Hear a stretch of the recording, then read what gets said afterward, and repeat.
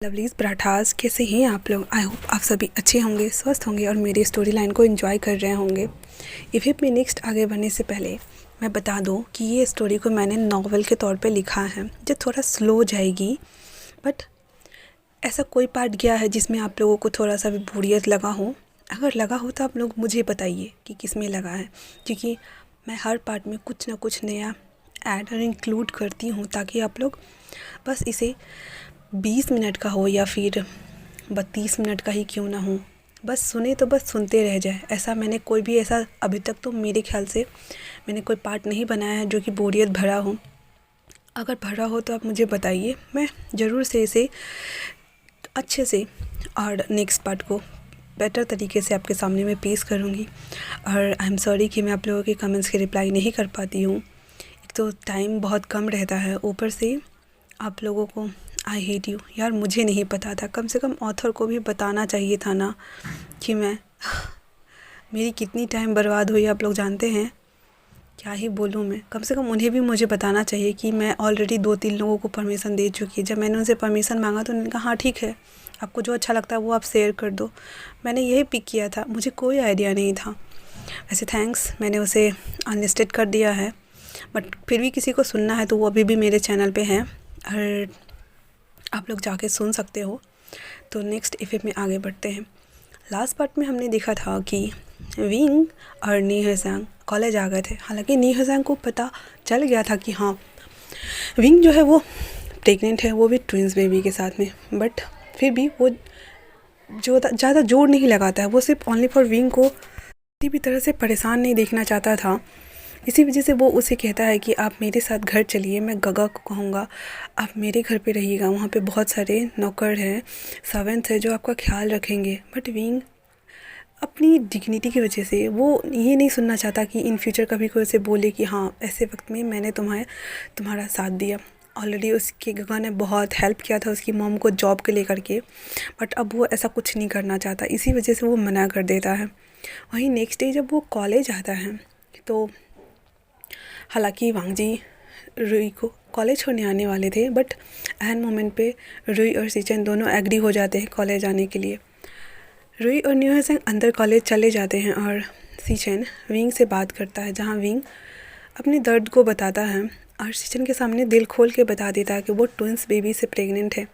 एक पल के लिए सीचन तो डर गए थे कि क्या सच में विंग इस बेबी को हार्म कर देगा, बट विंग अस्योर कराता है सीचन को कि नो, वो बेबी को हार्म नहीं करेगा, बिकॉज उसकी बीवी उसकी लाइफ है। उसने अपनी लाइफ में अपनी मॉम को खो दिया, अपने वो सोकॉल अल्फ़ा को भी वो नहीं बता सकता। कम से कम ये बेबी उसके जीने का सहारा बनेंगे। इसी वजह से उसे वो अस्योर कराने के बाद वहाँ से वो कॉलेज अंदर आ जाता है नी हसेंग और रुई के पास, और कॉलेज आकर के क्लास अटेंड करता है। हालांकि अब उसे पता है कि अब उसे थोड़ा सा सावधान होकर रहना है ताकि उसे और उसके बेबी को कोई हार्म ना हो। 2 महीने तक तो सब ठीक है, बट तीसरे महीने में उसे कुछ तो उपाय करना होगा, कुछ सोचना होगा, बट फिर भी वो सब कुछ झेलने के लिए तैयार है। वहीं दूसरी तरफ वांगजी को मॉर्निंग सिकनेस के तौर पे विंग जो वॉमिट करता था वो फील हुआ था वांगजी को। उसने हालांकि वॉमिट किया नहीं था, बट उसे फील हुआ था। और जब वो विंग को देखता है कि वो फिर से किसी मैन को सेड्यूस करता है, हालांकि वो मैन कोई और नहीं बल्कि वो उसी का भाई था और उसे पता नहीं है। जितनी बार भी उसने देखा है विंग को, वो हमेशा उसे मिसअंडरस्टूड करते आया है। वो वांगजी जो है वो विंग पे ट्रस्ट नहीं करता है, या उसे खुद के प्रति उसे ट्रस्ट इशू है, वो उसे खुद नहीं पता, या ये जेलसी है उसे ये भी नहीं पता।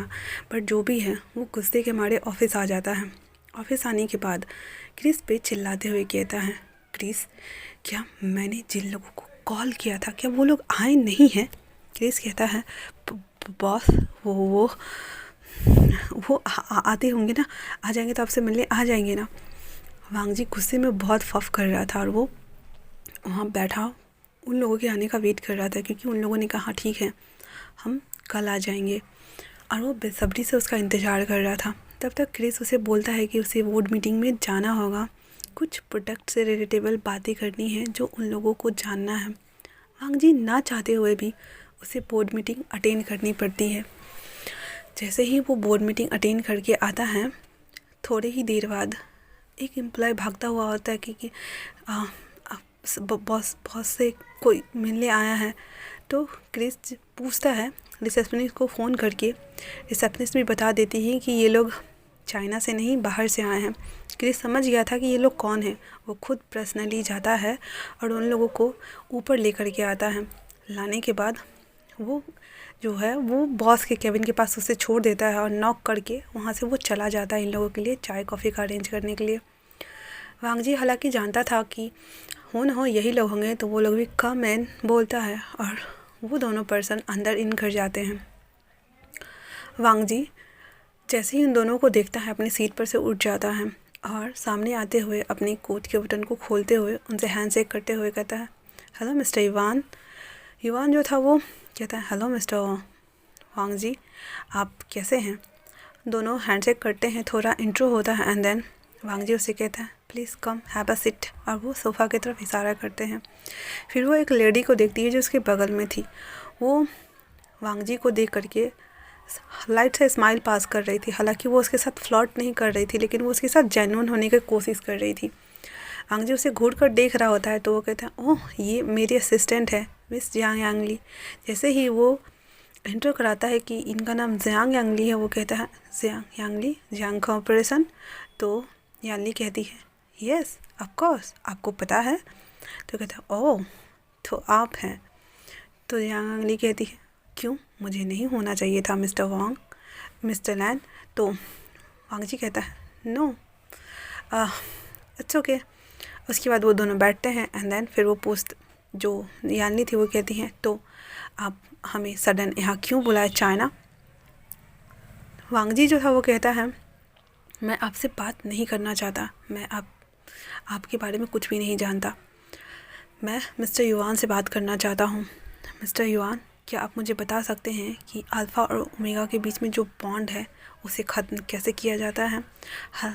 हालांकि मिस्टर युवान जो थे वो अल्फ़ा और ओमेगा डॉक्टर के स्पेशलिस्ट थे और वो पेरिस में यही काम करते थे और वो बहुत सारी चीज़ों पे और एक तरह से वो रिसर्च भी करते थे, क्योंकि हर किसी के बॉडी के अंदर अलग अलग तरह के सिम्टम्स पाए जाते थे जो बहुत ही ज़्यादा रेयर होता था। बहुत केस तो अलग होता था और बहुत लोग के एक के बदले दो मेट हुआ करते थे। तो वो इन सभी चीज़ों के बारे में जानकारी इकट्ठा करते थे और रिसर्च करते थे। वहीं जब ये बात मिस्टर युवान सुनते हैं तो वे कहते हैं, ओह तो आपने मुझे इसलिए यहाँ बुलाया। वांग जी कहता है, आप अपना पेमेंट बताइए, मैं आपको मुँह मांगी पेमेंट देने के लिए तैयार हूँ, बट मुझे अपने और अपने ओमेगा के बीच के, और इस बार उसने पहली बार विंग को अपना ओमेगा कहा था, वांग जी बीच का जो बॉन्ड है उसे तोड़ना है। तो मिस्टर युवान कहता है, वैसे ये पॉसिबल तो नहीं है, अगर तो वांग जी कहता है, अगर क्या, तो अगर आपका ओमेगा अगर नहीं चाहे तो आप उसे ख़त्म करने के बाद भी उसकी आप फीलिंग को आप फील कर पाएंगे। ऐसा शायद ही होता है कि बॉन्ड्स को आप ख़त्म कर सकते हैं। ऊपर से मुझे आपकी पूरी जांच पड़ताल करनी होगी और मुझे रिपोर्ट्स निकालने होंगे, उसके बाद ही मैं बताऊंगा। फिर वो लोग इसी रिगार्डेड बात करते हैं और फिर बात होने के बाद वो लोग वहाँ से निकल जाते हैं और वो लोग 2 दिन बाद का अपॉइंटमेंट रखते हैं। इधर विंग भी कॉलेज आके अपना जो काम था वो करता है। शाम को वो अब उसने डिलीवरी के जॉब को काम छोड़ दिया था और वो शाम को वो टेडी बियर बन के एंटरटेन करता था। और पिज़्ज़ा शॉप में, जहाँ कॉफ़ी शॉप होती है ना, वहाँ पिज़्ज़ा भी बनाया जाता था। वो ओनली फॉर वहाँ पे एक फूड बॉय का काम करता था, वो डिलीवरी देने नहीं जाता था, क्योंकि अब उसे ये दोनों काम भी करने पड़ते थे। और ये ऊपर के फूड कोर्ट में ही उसने ज्वाइन कर लिया था, ऐसे वेटर बोल सकते हैं, क्योंकि उसे अर्निंग तो करनी थी। इतनी अर्निंग से उसका क्या होने वाला था और वो नहीं चाहता कि उसकी लाइफ ऐसे बोझ बने। उसके बाद वो लोग घर आते हैं, अपना मेहनत वगैरह जो होता है कॉलेज का वो करते हैं। अब 2 दिन बाद जिस दिन वांग जी को टेस्ट के लिए जाना था, वो एज़ यूजुअल जैसा उसका टाइमिंग था, शेड्यूल था, वो वैसे ही करता है। ऑफिस आने के बाद उसे कंस्ट्रक्शन साइट पे विज़िट करने जाना था, वो वहाँ भी विज़िट करता है। विज़िट करने के बाद वो मिस्टर युवान से मिलने के लिए जाता है। वहाँ जाने के बाद जितने भी टेस्ट होने थे उसके, वो सभी चीज़ जो यानली थी वो लेती है और उसे फ्री कर देती है। उसके बाद कहती है मैं आपको बाद में बता दूँगी। इतना कर के यानी जैसे ही जाने वाली होती है, वांगजी को वॉमिट जैसा फील होता है और वो फटाक से उठ करके और डॉक्टर के केबिन में ही जो होता है ना, वो ऐसे मतलब जहाँ टेस्ट हो रहा था उसका, वैसे वो अपने हाथ में मुंह लेकर के भागता है बाहर। ये देख करके तो यानी एकदम शॉक, वो बस उसे देख ही रही है आँख फाड़े हुए। वांगजी जल्दी से वॉशरूम जाता है और वो वॉमिट नहीं करता, पर उसके अंदर से लग रहा था कि उसका सारा खाना पानी जितना कुछ है वो सब बाहर आ जाएगा। उसे बहुत बहुत ज़्यादा वॉमिट फील हो रहा था, पर वो वॉमिट कर नहीं रहा था। उसके बाद वो थोड़ा रिफ्रेश हो जाता है, खुद को फ्रेश करने के बाद वापस से डॉक्टर के कैबिन में आता है। उस समय मिस्टर युवान तो नहीं थे, मिस यानली ही थी। वो आता है और बैठता है तो मिस यानली कहती है टिश्यू पेपर उसे देते हुए, आई थिंक आपको ये सब नहीं करना चाहिए। तो वांगजी कहता है व्हाट डू यू मीन कि मुझे ये सब नहीं करना चाहिए? मैंने कहा ना कि आपको जितने भी पैसे चाहिए या जो भी व्हाटएवर मैं सब देने को तैयार हूँ, बट मुझे इन दोनों के बीच का बॉन्ड ख़त्म करना है, मतलब। और इससे आगे वो कुछ कहता, यानी कहती हैं आई थिंक आप फादर बनने वाले हैं। ये सुनकर वांगजी फ्रॉज्ड, एकदम फ्रॉज्ड, वो सन्न रह गया। वो बस उसे घूर घूर के देख रहा होता है और कहता क्या क्या क्या कहा आपने? यानी कहती है आई थिंक आपको पता नहीं है आप फादर बनने वाले हैं। वांगजी कहता है इट्स इम्पॉसिबल, नो, मतलब नॉट एट ऑल, ये I can't believe this, I can't imagine this, what the fuck, ये no no, it's not possible, no no no, क्या क्या क्या बकवास है ये? हाँ, ये कैसे हो सकता है? उसी वक्त मिस्टर युवान आते हैं और वो कहते हैं यानी यहाँ क्या हो रहा है? यानी डॉक्टर की बात पे ध्यान दिए बिना, मिस्टर युवान की बात पे ध्यान दिए बिना वापस से कहते हैं क्या आपको ये सिकनेस कुछ दिन से हो रहा है, मॉर्निंग में या इवनिंग में, या कभी कभी ऐसा लगता है कि जैसे आप वोमिट करने वाले हैं, कभी कभी आपको सफोकेशन फील होता है मिस्टर लैन, या कभी कभी ऐसा लगता है कि जैसे कुछ हैवी हैवी है, क्या ये सब फील कर पा रहे थे? हालांकि ये सभी चीज़ें वांगजी फील कर रहा था और वो एक ही झटके में खड़ा हो जाता है अपनी चेयर से और बस वो मानना नहीं चाहता था, इसीलिए बोल रहा था no no no, it's impossible, no, I can't believe this nonsense, it's fucking so crazy. इतना बोल करके वो वहाँ से उस कुर्सी को ऐसे ही धक्का दे करके सीधे निकल जाता है। उसके जाते ही मिस्टर युवान कहते हैं यानी यहाँ क्या हो रहा था? यानी कहती हैं सर आई थिंक हमें इसके बॉन्ड को कैंसिल नहीं करना चाहिए, बिकॉज इसका ओमेगा प्रेग्नेंट है और ये मुझे नहीं लगता कि इन दोनों के बीच में ऐसा कुछ है। आई होप सब ठीक हो। तो मिस्टर युवान कहते हैं वैसे हम क्या कर सकते हैं, अगर वो हमें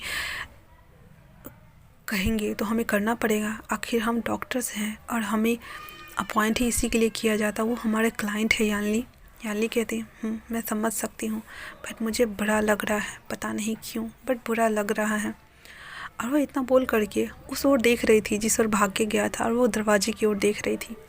वही वांगजी इतने गुस्से में था कि वो गुस्से में तिलमिलाते हुए उस हॉस्पिटल से बाहर आता है और कार में बैठने के लिए जैसे ही जाने वाला होता है, वापस से बीच वाले डोर को बंद करते हुए ड्राइवर को बोलता है आउट। ड्राइवर वापस से डर गया था और कहता है व्हाट सर? आसान वांगजी एकदम चिल्लाते हुए बोलता है मैंने कहा out, I said get out.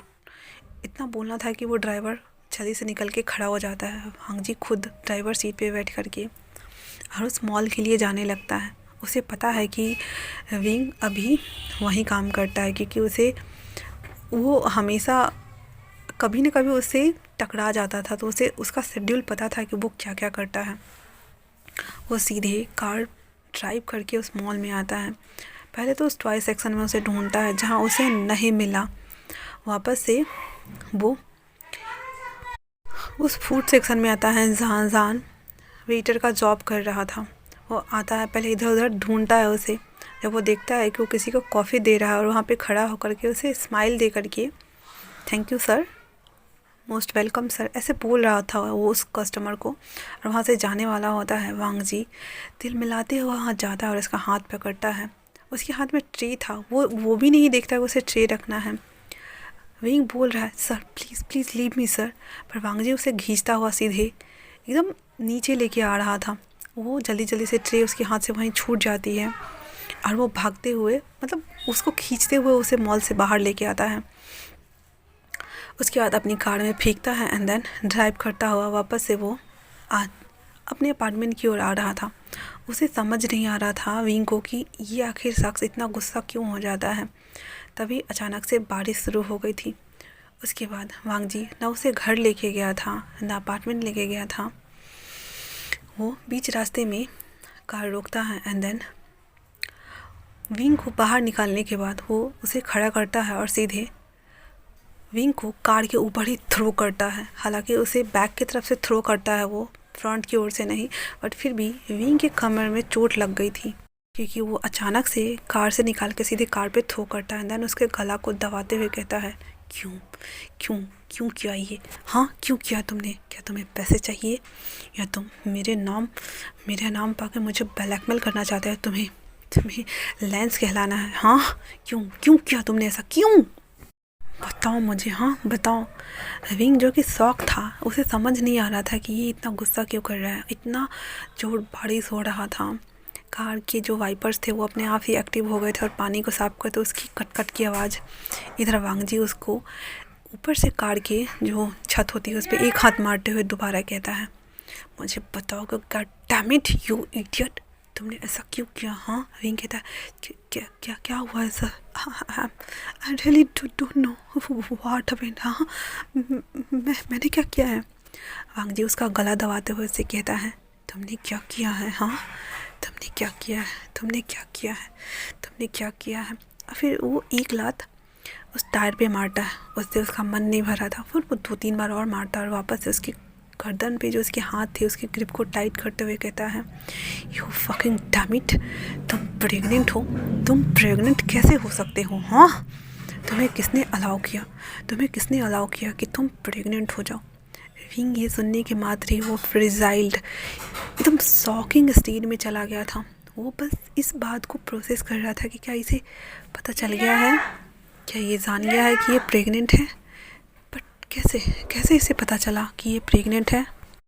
उसे समझ नहीं आ रहा था कि वो आखिर क्या जवाब दे। वांग जी कहता है मैं कुछ पूछ रहा हूँ, हाँ मुझे बताओगे, गॉड डैम इट, तुम प्रेग्नेंट कैसे हो सकते हो। विंग कहता है it's none of your business sir, ये बच्चा आपका नहीं है। इतना सुनना था कि वांग जी को और गुस्सा आता और कहता है रियली ये बच्चा मेरा नहीं है तो फिर किसका है। तो वो कह देता है कि ये बच्चा उस है किसी का, बट आपका नहीं है। वो बोलने वाला था कि ये बच्चा फैंसी गगा का है, बट वो नहीं बोलता और कहता है मैंने कहा ना ये बच्चा आपका नहीं है और आपका इससे कुछ भी लेना देना नहीं है, so please leave me sir. और वांग जी अपने हाथों से उसके गलों को और दबाया जा रहा था जिस वजह से विंग बेहोश जैसा होने लगा था और ये इमोशन वांग जी भी फील कर पा रहा था। वो फिर एक ही झटके में अपने हाथ को उसके गर्दन पर से हटाता है, देन वापस से कार के छत पे एक हाथ मारते हुए कहता है डैम। फिर वो टायर के ऊपर भी 2-4 लात बरसाता है और वो उस पानी में अपने बालों को ऊपर की ओर सेट करते हुए उसको घूर घूर कर देख रहा था और कहता है अगर मुझे पता चला कि ये बच्चा मेरा है, I swear I will kill you on my hand. और तुम्हारी इतनी हिम्मत, हाँ। उसे बहुत गुस्सा आ रहा था। वो जो विंग था उसे वापस से कार में डालता है एंड देन खुद कार ड्राइव करके अपने अपार्टमेंट की ओर चल देता है।